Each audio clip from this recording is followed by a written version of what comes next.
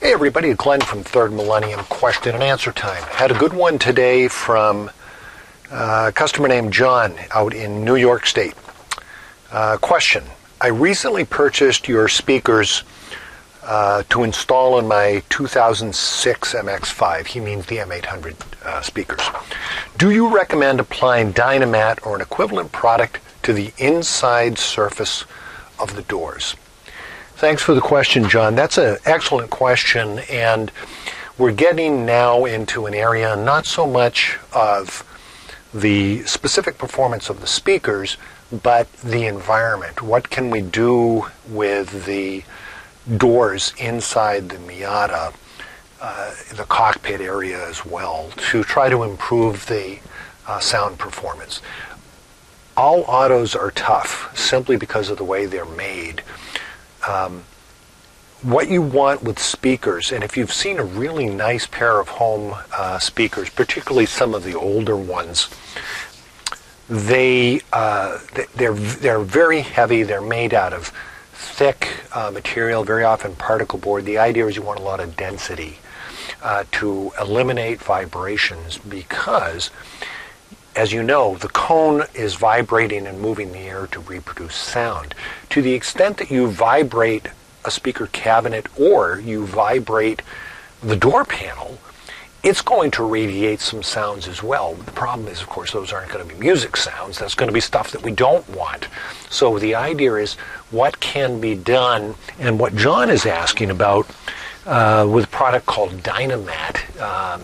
Dynamat is a sound deadening material that can be applied to surfaces. There are now a lot of similar sorts of products. Dynamat probably was one of the first. I think it's been around, it's got to be at least 30 or 40 years. But it was in recognition of this particular problem related to, in auto specifically, you have the doors and they're all made up of thin metal with lots of mechanisms, bundles of wires in there. The door cards, which on a lot of the older cars, for example, first generation Miata, the door card was actually just a piece of fiberboard, like masonite.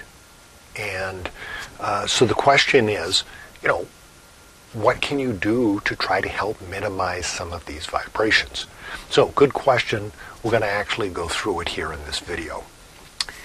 First thing I want to tell you is that the idea of eliminating some vibration in the metal is good, but the spot that you want to focus on is not the inner door skin, the metal inner door skin on the doors. You want to focus on the outer skin, and specifically right behind where the door speaker mounts. That is the area which is getting the maximum back pressure. When the cone moves backward, the air that's in the door is moved backwards, and it is moving against the outside skin, and the outside skin on most car doors is quite thin. So that actually acts like a drum surface almost, and will start resonating. So the short answer for John's question is, no, don't put it on the inner door panel. Put it on the door skin behind the speaker. About an 18 by 18 inch piece will work, whether it's Dynamat or similar sorts of products. That's where you really want to apply it. What do you do then about the inner door? I've seen some people completely cover the inner doors of their cars with Dynamat. Not only is that quite expensive, in a car like the Miata performance car, you are adding a ton of dead weight onto the car, which hurts performance, which is the whole reason that the Miata exists. So you do not want to cover the entire inner door metal with it. Now, the inner door is braced in a number of areas to try to already make it rigid.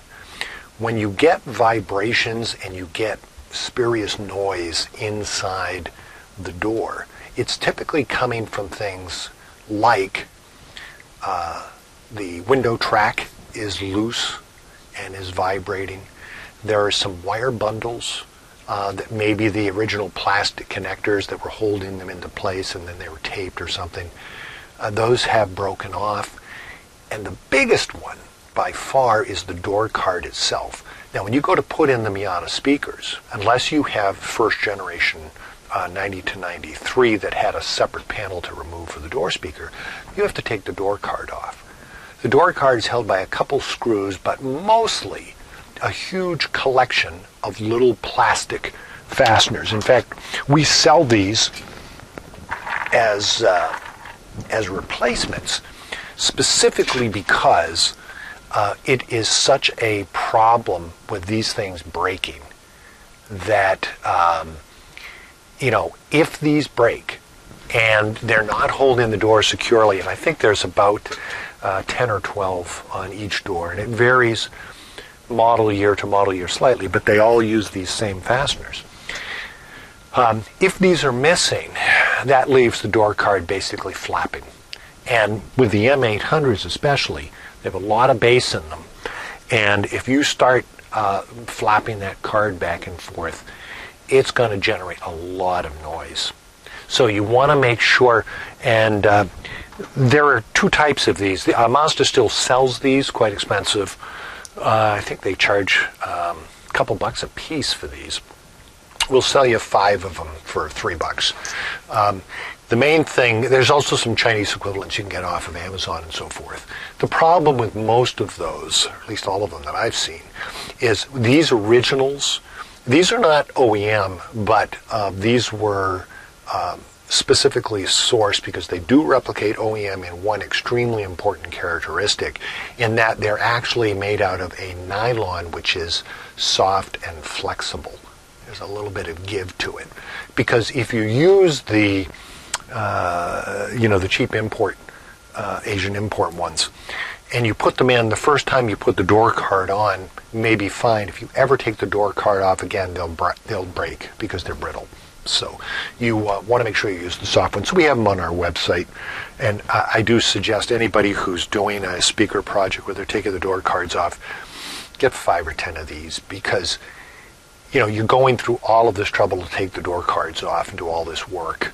You don't want the thing flapping around and making some noise. So that's just one thing. Make sure you check the door cards. The other one is the belt molding. Running along the top of the door on the outside, that makes the seal that when the glass is up, makes the nice seal to the door frame. That is held in with little plastic push fasteners, and just the process of bringing the window up and down over the years, those fasteners break, and that entire strip that makes up the belt molding will start just vibrating back and forth. So that's more expensive. I think the last time we did one of those on a car, and we ordered, you got to get the genuine Mazda part for that. The last time we ordered one, I think it was about $110 or $120 just for one door. So, but certainly something worth checking. So what do you do if you're not going to use Dynamat on the inside surface of the door? What do you do if there are things that are vibrating around in there? I suggest that you actually use electrical tape and nylon cable ties so that you can tighten everything down, snug it to the door frame so that nothing has the ability to be slapping against the frame or some other item in there. And how do you actually test this? Well, the best way to test it is with the door card off. Go ahead, leave the engine off, but power your radio. Balance all the way to the door that you're working on. And assuming that your radio head unit has Bluetooth on it, go ahead, download a free application that'll let you generate tones out of the Google or Apple store. And take like a 100 hertz tone, 100 cycle tone, and run that through the door. And if you're hearing actual buzzing or vibration or something like that, start pressing on the door in different places, holding things, putting tension onto different parts of the door until you can isolate where the noise is coming from. Once you have it all done and you're not hearing any noise at a reasonable volume level, go ahead, put the door card back on, again making sure those fasteners, and listen and test again till you see it.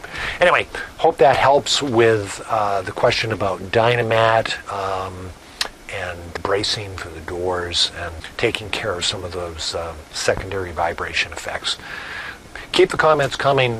Submit them on our website, or you can submit them here. Glad to answer your questions, and we will see you on the next one.